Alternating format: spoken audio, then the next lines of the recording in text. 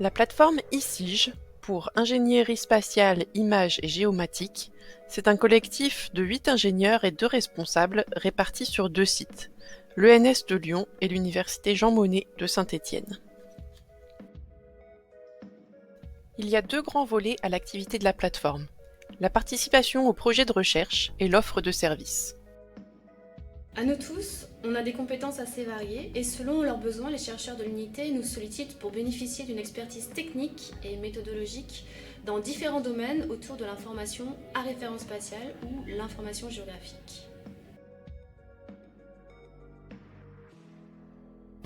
Donc, dans le cadre d'analyse d'archives sédimentaires du bassin rhodanien, j'ai eu besoin de faire appel à la plateforme ISIG pour des transformés d'ondelettes sur les cyclicités qui étaient mises en évidence dans le bassin du Rhône, notamment donc là, à partir des données pédologiques, on a pu mettre en évidence 2 cycles, le premier notamment de 350 années lié à des cycles solaires et un deuxième aussi très prégnant de 1500 ans en relation avec les cycles nord-atlantiques.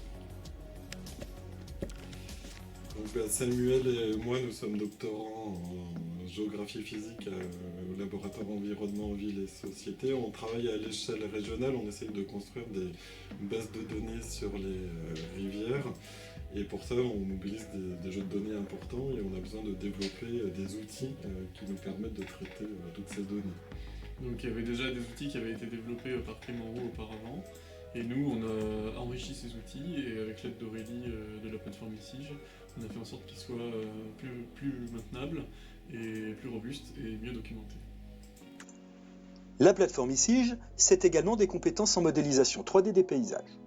L'exemple le plus récent est le projet Patrimoine englouti des gorges de la Loire. Orthorectification, homogénéisation des teintes, colorisation des photographies aériennes anciennes, digitalisation des différents éléments, stockage dans une base de données, modélisation 3D des bâtiments et ouvrages d'art, intégration de la bathymétrie au modèle numérique de terrain, géovisualisation 3D du paysage disparu et de son patrimoine industriel. Je suis postdoctorant et je m'intéresse au fonctionnement et aux structures thermiques des rivières. Quand je suis arrivé, le postdoctorant qui travaillait sur cette thématique avant moi était déjà parti. Mais grâce à la plateforme ici, j'ai pu avoir accès au matériel, notamment la caméra thermique. Et puis aussi de l'aide pour l'installation et l'utilisation du matériel, des différents outils. On a aussi à notre disposition des logiciels spécifiques, notamment de photogrammétrie SFM. Et puis des ordinateurs assez puissants pour pouvoir faire tourner tous ces logiciels. Et puis la plateforme ici apporte aussi une aide au traitement d'images, tout ce qui est traitement statistique, logistique de terrain, etc. ILAM, c'est un projet de recherche au Japon pour étudier les perceptions des populations sinistrées après l'accident nucléaire. Et en réalité, c'était des enquêtes longitudinales parmi lesquelles apparaissaient des cartes interprétatives. Et j'ai eu besoin de faire appel à la plateforme ici pour avec l'hypothèse que ce corpus de cartes pouvait être interprété de façon collective en l'agrégeant. Il a fallu construire une base de données numérique à partir de cartes qui étaient manuscrites et très hétérogènes les unes avec les autres. Alors, côté service, la plateforme offre un certain nombre d'outils collectifs qui permettent de faciliter la recherche. Ça peut passer par du prêt de matériel, un accompagnement terrain, notamment sur la question de la captation vidéo. Et ça peut être aussi en mettant à disposition des données et des logiciels.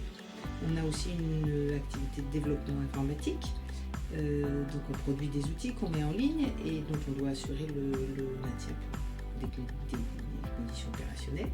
On assure aussi un accueil et un encadrement de stagiaires travaillant sur les projets de l'UMR sur lesquels nous on est impliqués. Et on assure aussi de l'accompagnement ponctuel de doctorants sur des questions méthodologiques. En termes de capitalisation, la plateforme ISIG s'investit beaucoup sur la question du partage et de la valorisation des données de la recherche.